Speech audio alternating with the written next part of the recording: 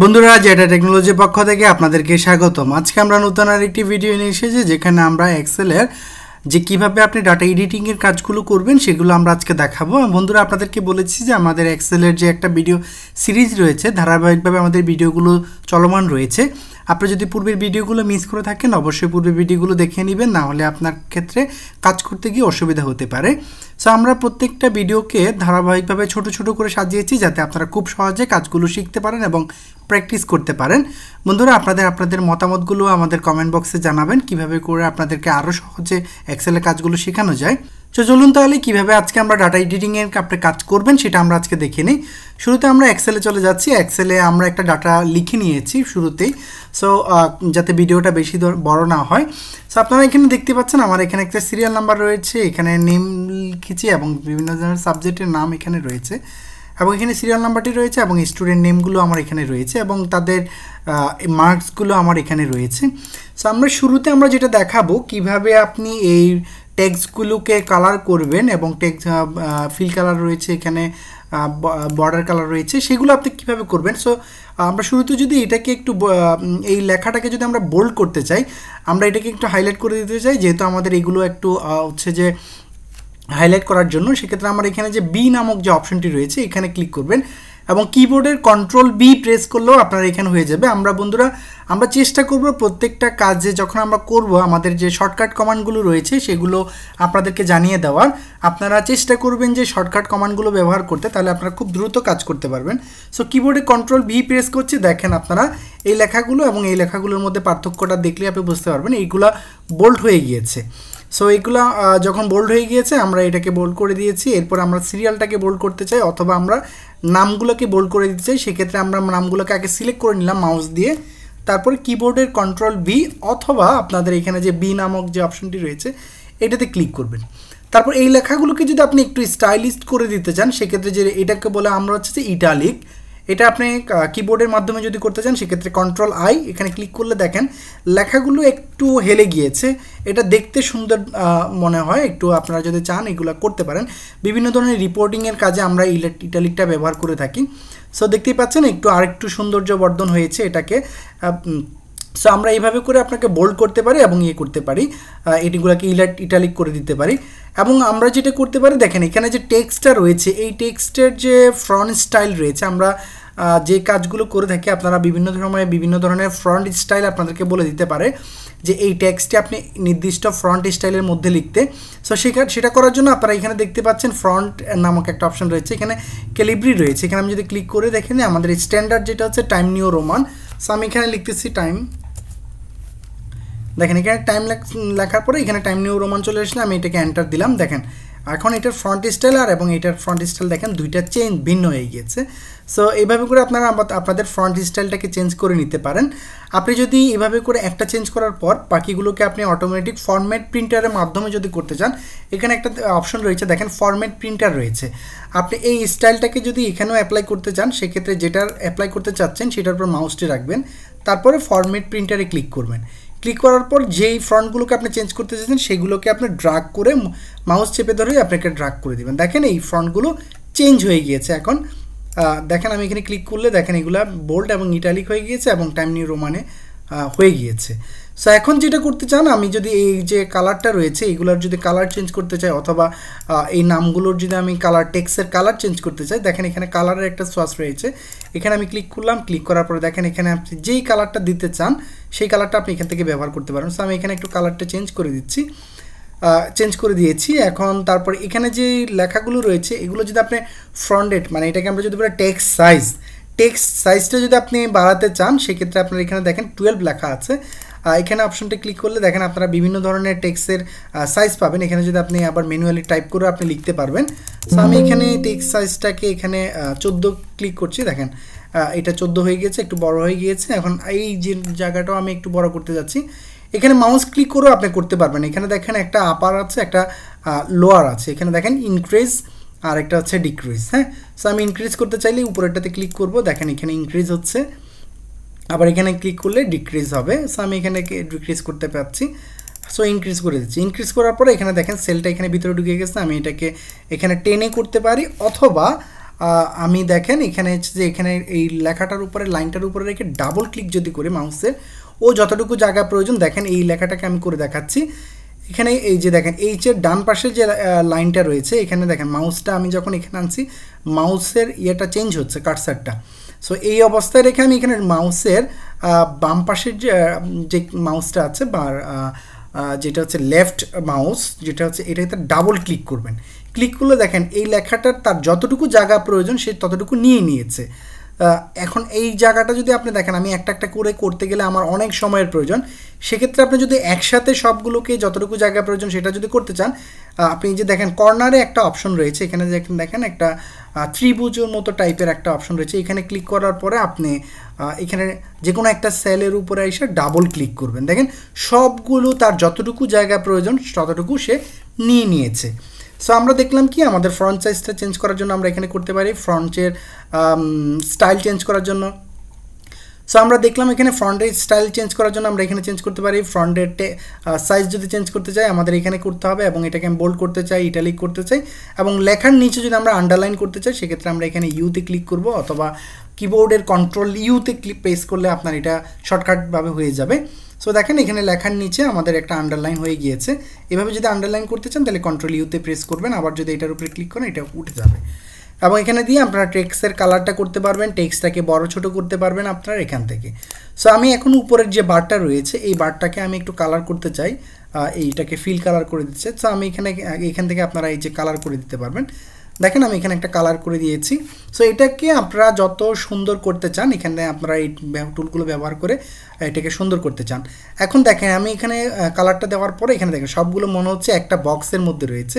So আমি এটাকে একটু বর্ডার করে দিব। বর্ডার করার জন্য আপনাকে যেটা করতে হবে এই যে দেখেন এখানে বর্ডারের একটা অপশন রয়েছে, এখানে আপনি ড্রপডাউনে ক্লিক করবেন। ক্লিক করার পরে দেখেন এখানে button border, top border, left border, right border, no border এবং হচ্ছে অল বর্ডার। সো আমি এখানে অল বর্ডারে ক্লিক করে দিচ্ছি। অল বর্ডারে ক্লিক করার পর দেখেন সবগুলো বক্সে বর্ডার হয়ে গিয়েছে। সো একই রকমভাবে আমি সবগুলোকে বর্ডার করতে চাই, সবগুলোকে আমি পুরো ডাটা সেটটাকে আমি সিলেক্ট করে নিলাম। সিলেক্ট করে দেওয়ার পর আমি এই যে এখানে অল বর্ডারে ক্লিক করে দিলাম। দেখেন পুরোটা আমার এখন আরও সুন্দর মনে হচ্ছে। সো এইভাবে করে আপনারা টেক্সটের যেটা হচ্ছে বর্ডারটা করে দিতে পারেন এবং এখানে যেই লেখাগুলো রয়েছে এই লেখাগুলো আপনি অ্যালাইনমেন্ট করতে পারবেন। অ্যালাইনমেন্ট করার জন্য দেখেন আপনারা এখানে দেখেন এটা হচ্ছে যে অ্যালাইনমেন্ট, লেফট অ্যালাইনমেন্ট, এটা হচ্ছে মিডল অ্যালাইনমেন্ট, এটা হচ্ছে যে রাইট অ্যালাইনমেন্ট। আপনি যদি সবগুলো ডাটাকে যদি ডান পাশের দিকে রাখতে চান, ধরেন আমি এই পুরো ডাটা সেটটাকে সিলেক্ট করলাম, সিলেক্ট করে আমি এখানে রাইট অ্যালাইনমেন্টে ক্লিক করলাম। দেখেন সবগুলো ডাটা সেট ডান পাশে চলে এসেছে এই বক্সের ডান পাশে। আবার যদি সবগুলোকে যদি আমি মিডিলে করতে চাই সবগুলোকে আমি সিলেক্ট করলাম, মিডিল অ্যালাইনমেন্টে ক্লিক করলাম, দেখেন সবগুলো মিডিলে চলে এসেছে। আমি যদি আবার লেফটে ক্লিক করি দেখেন সবগুলো লেফট অ্যালাইনমেন্টে চলে এসেছে। সো আমরা ডাটা সেটটাকে সুন্দর করার জন্য আমরা মিডিল অ্যালাইনমেন্টে রাখলাম সবগুলোকে। দেখেন এখানে সবগুলো এখন মিডিল অ্যালাইনমেন্টে আছে এবং এই পাশাপাশি যদি আমি এই উপর থেকে নিচ পর্যন্ত এটাতেও যদি মিডিল অ্যালাইনমেন্ট রাখতে চাই এখানে দেখেন এখানে হচ্ছে যে দেখেন এখানে হচ্ছে যে টপ অ্যালাইনমেন্ট, এখানে হচ্ছে মিডিল অ্যালাইনমেন্ট, এখানে হচ্ছে যে বটম অ্যালাইনমেন্ট মানে নিচ থেকে, আর এটা হচ্ছে উপর থেকে, এটা হচ্ছে মাঝামাঝি। সো আমরা এটাকে মাঝামাঝি রাখি। দেখেন আপনার চেঞ্জ হচ্ছে, এটা দিলে আমার উপরে চলে আসছে, এটা দিলে মাঝামাঝি আসছে, এটা দিলে আমার ডাউন থেকে যাচ্ছে। সো আমরা এটাকে মাঝামাঝি অ্যালাইনমেন্ট রাখলাম। সো এইভাবে করে আপনি অ্যালাইনমেন্টটাকে ঠিক করে দিতে পারেন। সো ডাটা সেটটাকে আপনার আরও সুন্দর দেখাবে এবং এই যে এইখানে যে সবগুলো সেল আমরা এখন সিলেক্ট করে নিলাম, সিলেক্ট করে আমরা বর্ডার করে দিয়েছি। এখন আমার এখানে নিচে একটা টোটাল ঘর লাগবে। সো আমি এখানে লিখে দিচ্ছি। সো আমি এই টোটালের ঘরটাকে একটু ডিফারেন্ট কালার দিচ্ছি। এখানে এটাকে আমি যদি রেড কালার করে দিই, এটাকে একটু বোল্ড করে দিলাম, তারপরে এখানে একটা বর্ডার আমি এখানে বক্স করে দিই, একটা ডিফারেন্ট বক্স করে দিই এবং এই টোটালটাকে আমি এই কালারটা দিয়ে দিই। দেখেন এখানে একটা কালার হয়ে গেছে এবং এইগুলোকে আমি বর্ডার করে দিই। সো দেখেন এখানে বর্ডার হয়ে গেছে এবং টোটালটা আমার এখানে বসে যাবে। সো দেখেন এখন আমার যেই বক্সটি রয়েছে এই বক্সটা টোটালটাই সুন্দর হয়ে গিয়েছে। সো এইভাবে করে আপনারা আপনাদের যে ডাটা সেটটাকে রয়েছে সেটা আপনারা সৌন্দর্য বৃদ্ধি করতে পারেন, যেটা আপনার প্রেজেন্টেশনের জন্য অনেক ভালো কাজ করবে। সো এখন আমরা দেখাবো যদি আমরা এখান থেকে কোনো একটা জিনিসকে চেঞ্জ করতে চাই, ধরেন আমার এখানে 10 রয়েছে, এখানে 10 রয়েছে, এখানে 10 রয়েছে, এখানে 10 রয়েছে, ভুলবশত আমি এটাকে 10 দিয়ে ফেলেছি। এই 10-এর জায়গাটা হবে হচ্ছে 15। সো আপনারা কীভাবে খুব সহজে এটাকে একসাথে 15 করে ফেলবেন, কিভাবে আপনি এই 10টাকে ফাইন্ড আউট করবেন, সেটার জন্য আমি এখন একটু ফাংশনগুলোকে দেখাবো। সো কিবোর্ডের কন্ট্রোল অ্যাপ যদি আমরা প্রেস করি, দেখেন এখানে ফাইন্ড নামক অপশন রয়েছে। সো এখান থেকে আমি শুধু ধরেন এখান থেকে আমি এখানে করিমের রেজাল্ট আমি দেখতে চাচ্ছি, করিমকে আমি ফাইন্ড করতে চাচ্ছি। সো এখানে আপনার 100 ডেটা আছে, 100 ডেটা থেকে আমি করিমের ডেটাটা দেখতে যাচ্ছি। আমি এখানে লিখব KARIM, করিম লেখার পর আমি যে দেখেন এখানে ফাইন্ড অলে ক্লিক করলাম, দেখেন এখানে আমার কার্সারটা কিন্তু করিমে চলে এসেছে। দেখেন এখানে চলে এসেছে বুক নাম্বার 1, মানে বুক বোঝাচ্ছে শিট নাম্বার 1-এ। তারপরে এখানে দেখেন সেল নাম্বারটা দেখাচ্ছে F9, এই যে দেখেন F, এবং এখানে ডান পাশে দেখেন F9। সো আমরা এখানে যখন মাউসটাকে যখন আমি গত ভিডিওতে দেখিয়েছি, আমরা যখন যেই সেলটাতে রাখি এই সেলের একটা নির্দিষ্ট নাম রয়েছে। সো করিমে ক্লিক করার পরে দেখেন এখানে F9, এই যে F9 এখানে দেখাচ্ছে। সো আমরা খুব সহজে করিমকে এইভাবে করে ফাইন্ড করতে পারি। এখন ধরেন আমি এখানে যে 10 টাকা আছে এটাকে আমি চেঞ্জ করার জন্য আমরা কিভাবে করতে পারি, আমি কন্ট্রোল F এ ক্লিক করে দেখেন এখানে ফাইন্ড আছে এবং রিপ্লেস অপশন আছে। সো আমরা যদি এখানে শর্টকাটলি বের করতে চাই, সেক্ষেত্রে আমাদের কন্ট্রোল H প্রেস করলে দেখেন এখানে রিপ্লেসের যে অপশনটি রয়েছে সেটি সরাসরি চলে এসেছে। এখানে ফাইন্ড হচ্ছে করিম। সো আমি এখানে করিম না, আমি এখানে হচ্ছে যে আমি এখানে 10 দিচ্ছি। যে আমার এখানে যত 10-এর জায়গা আছে সবগুলো এখানে 10 আছে, সেই 10-এর পরিবর্তে আমি এখানে 15 লিখতে চাই। সো আমি এখানে রিপ্লেস কত হবে, 15 হবে। যেখানে 10 আছে সেখানে 15 হয়ে যাবে। সো আমি এখানে কি করব, এখানে ফাইন্ড নেক্সটে এবং ফাইন্ড অল আছে এবং রিপ্লেস অল আছে এবং শুধু রিপ্লেস আছে। শুধু রিপ্লেস দিলে একটা চেঞ্জ হবে, আর যদি রিপ্লেস অলে দেই তাহলে আমার সবগুলো যেখানে আমার 10 আছে সেখানে 10গুলো পরিবর্তিত হয়ে 15 হয়ে যাবে। সো আমি রিপ্লেস অলে ক্লিক করছি, দেখেন all done, we made 11 replace. তার মানে হচ্ছে যে আপনার যে ডাটা সেটটা আছে এই ডাটা সেটের মধ্যে 11 জায়গায় হচ্ছে আপনার 10, মানে 10টা 11টা জায়গায় আছে। সো আমি এখানে ওকে প্রেস করছি, প্রেস করে এখানে ক্লোজ করে দিচ্ছি। দেখুন এখানে আমার যে এখানে 10 ছিল, এখানে 10 ছিল, এখানে 10 ছিল, এখানে 10 ছিল, সবগুলা 15 হয়ে গিয়েছে। এখন যদি আমি আবার পুনরায় এটাকে ব্যাকে নিতে চাই, আমাদের এখানে আনডু এবং রিডু নামক দুইটা বাটন আছে। এখানে দেখেন উপরে একদম উপরে বাম পাশে একদম উপরে দেখেন এখানে মাউসটা কাটছে, দেখেন আনডু আছে। সো আমি এখানে আবার পুনরায় যদি ব্যাকে নিতে চাই সেক্ষেত্রে আমি এই বাটনটাতে ক্লিক করব। দেখেন ব্যাকে ক্লিক করলাম, এখন সবগুলো আবার 10 হয়ে গিয়েছে। যেখানে এখানে 15 হয়ে গিয়েছিল সেটা আবার 10 হয়ে গেছে। আবার যদি আমি এটাকে ব্যাকে নিয়ে আসতে চাই, দেখেন রিডু করতে চাই, আবার এখানে আমি ব্যাকে করলাম, দেখেন এগুলো 15 হয়ে গিয়েছে। সো আমি আবার আগে ডাটাবেসটাতে রাখতে যাচ্ছি, সেভাবে আমি আবার রেখে দিয়েছি। সো 10 হয়ে গিয়েছে। এখন আমি যদি ধরেন এই 10টাকে যদি আবার এখানে আমি এখানে 10টাকে যদি 25 করতে চাই, সেম একই রকম প্রসেসে কন্ট্রোল H প্রেস করবেন। এখন 10-এর জায়গায় আমি এখানে 25 করে দিচ্ছি, জায়গায় 10 না, আমি এখানে 20টাকে 25 করতে চাচ্ছি। সো কি করতে হবে, আমি 20 এখানে বসালাম এবং 25 এখানে বসালাম এবং রিপ্লেস অলে ক্লিক করলাম। দেখেন এখানে 5 রিপ্লেস। সো আমার এখানে 1টা 2টা 3টা 4টা 5টা সেলের মধ্যে 5টা আছে এবং ওকে দেখেন সবগুলো 20 কিন্তু 25 হয়ে গিয়েছে। সো এভাবে করে আপনারা আপনাদের রিপ্লেসগুলো করে ফেলতে পারেন। এইবার আমরা এই যোগটা কিভাবে করব সবগুলাকে সেটা আমরা দেখাবো। দেখেন এখানে যোগ করার জন্য আপনাকে যেটা হচ্ছে এই সবগুলা সেলকে আমি সিলেক্ট করলাম। সিলেক্ট করার পরে এখানে দেখেন অটো সাম নামক একটা অপশন রয়েছে। এই অটো সামে যদি আপনি ক্লিক করেন, দেখেন পরবর্তী সেলে আপনার এটা অটোমেটিকলি সাম হয়ে গেছে। আমি যদি এখানে ডাবল ক্লিক করি, দেখেন অটোমেটেড এখানে ফর্মুলা বসে গিয়েছে।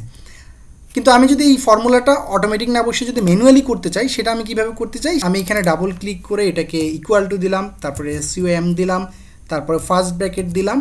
দেওয়ার পরে আমার এখানে যে সেলগুলো আছে প্রত্যেকটাকে আমি টেনে দিলাম, টেনে দিয়ে ব্র্যাকেট ক্লোজ করলাম এবং এন্টার প্রেস করলাম। দেখেন খুব সহজে আমার এখানে লিখেছে। এবং এই ফর্মুলাটা আমি চাইলে এখানেও লিখতে পারি। কিভাবে আমি আরেকবার দেখাই। ফর্মুলাটাকে আমি এখানে ডিলিট করে দিচ্ছি। এখানে আমি জাস্ট মাউসটা রাখবো। মাউসটা রাখার পরে এই যে উপরে আমি এখানে আমি ইকুয়াল টু দেবো। ইকুয়াল টু দেওয়ার পরে এখানে সাম লিখবো। সাম লেখার পরে ফার্স্ট ব্র্যাকেট দিব। তারপর আমার এখানে যে ফর্মুলাটা এই যে ঘরগুলো রয়েছে এগুলো আমি সিলেক্ট করে দিব। তারপরে ব্র্যাকেট ক্লোজ করে এন্টার প্রেস করবো। দেখেন এখানে যোগ হয়ে গিয়েছে। সো এইভাবে করে আপনি পরবর্তী যোগগুলো করার জন্য আপনি এখানে যে কোনো একটা সেলে আপনি এখানে যে টোটালটি রয়েছে এখানে আপনি মাউসটি রাখবেন। রাখার পরে যে নিচে দেখেন আপনার মাউস কার্টারটা এই কর্নারে আনার পরে চেঞ্জ প্লাসের মতো হয়ে গেছে। এখন এটাকে টেনে আপনি এই মাথা পর্যন্ত নিয়ে আসবেন, সবগুলা যোগ অটোমেটিকলি হয়ে যাবে। সো এইভাবে করে খুব সহজে আপনি যোগগুলোকে করে ফেলতে পারেন। এরপরে আপনি এখান থেকে অ্যালাইনমেন্ট করে দেন, এটাকে মিডিল অ্যালাইনমেন্ট করে দিলাম। দেখেন এখন আমি এগুলোকে বোল্ড করে দিচ্ছি, যে এই লেখাগুলোকে আমি বোল্ড করে দিলাম যাতে আমার এটা চোখে পড়ে, এটা যে যোগ। সো খুব সহজে আপনি এইভাবে করে আপনার যোগটা করে ফেলতে পারেন, অ্যালাইনমেন্ট করতে পারেন, টেক্সটের কালার চেঞ্জ করতে পারেন, টেক্সটের সাইজ চেঞ্জ করতে পারেন, বক্সগুলো চেঞ্জ করতে পারেন। এবং সেখানে এই যে ফাইন্ড অপশনগুলো আপনি এখান থেকে এসে দেখেন, এখানে ফাইন্ড আছে, রিপ্লেস আছে। সো এখন আমি দেখাবো গো টু অপশন। এই যে গো টু কাজটা কি আমি দেখাই, এখানে গো টু ক্লিক করার পরে এখানে দেখেন রেফারেন্স রয়েছে। সো আমরা যখন কোনো সেলে ক্লিক করি সেই সেলটা আমার এখান থেকে শো করে। সো আমি এখান থেকে ধরেন এইচ কলামের যে কোনো একটা সেল আমি দেখতে চাই,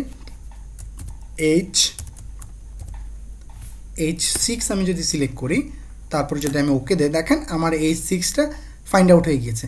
অনেকগুলো ডাটার মধ্যে যদি আপনি কোনো নির্দিষ্ট একটা জিনিস আপনি বের করতে চান, তখন আপনি এখানে এই গো টু অপশনের মাধ্যমে আপনি এই কাজটা করতে পারেন। সো আমি যদি এখানে একটু স্পেশালি এখানে চেঞ্জ করতে চাই, সো আমি এখানে এই যেখানে ফর্মুলা আছে, যেখানে নাম্বার, টেক্সট, লজিক্স বা ইরর, এই অপশনগুলো যেখানে আছে সেটা যদি আমি সিলেকশন করতে চাই, সেক্ষেত্রে আমি এখানে টিক চিহ্ন দিলাম, তারপর ওকে দিলাম। দেখেন আমার এখানে ফর্মুলা, এই বারগুলোতে ফর্মুলা আছে, এটা দেখেন এটা সিলেক্ট হয়ে গিয়েছে। সো এইভাবে করে আপনারা গো টু অপশনের কাজগুলো করতে পারেন। বন্ধুরা, আপনাদেরকে অসংখ্য ধন্যবাদ ভিডিওটি ধৈর্য ধরে দেখার জন্য। আপনি যদি আমার চ্যানেলে নতুন হয়ে থাকেন, অবশ্যই চ্যানেলটি সাবস্ক্রাইব এবং বেল আইকনটি ক্লিক করে রাখুন, যাতে পরবর্তী ভিডিওর আপডেটগুলো পেতে পারেন। আমার চ্যানেলটি দেখতে পাচ্ছেন আপনার স্ক্রিনে, জেডার টেকনোলজি। এখানে বিভিন্ন ধরনের ভিডিও কন্টেন্ট রয়েছে, কিভাবে আপনি ফ্রিল্যান্সিং করে টাকা ইনকাম করে পকেটে নিয়ে আসবেন এবং বিভিন্ন ধরনের আবেদন আপনি কিভাবে করবেন, সার্টিফিকেট সংশোধন, প্রধানমন্ত্রী শিক্ষা সহায়তা ট্রাস্ট এবং প্রিলিমিনারি ভর্তির অ্যাডমিশন ফি কিভাবে জমা দিবেন, জন্ম নিবন্ধন কিভাবে সংশোধন করবেন এবং আর্থিক অনুদানের জন্য কিভাবে সাহায্য প্রার্থনা করবেন এবং কিভাবে সরকারি প্রজেক্টে আপনি আবেদন করবেন, সেই সম্পর্কিত বিভিন্ন ধরনের ভিডিও আপনি আমার এই চ্যানেলে পাবেন। সো সবাইকে অনুরোধ করবো আপনি চ্যানেলটি সাবস্ক্রাইব এবং বেল আইকনটি ক্লিক করে রাখুন, যাতে আপনারা খুব সহজে এই ভিডিও কন্টেন্টগুলো দেখতে পারেন এবং আপডেট পেতে পারেন।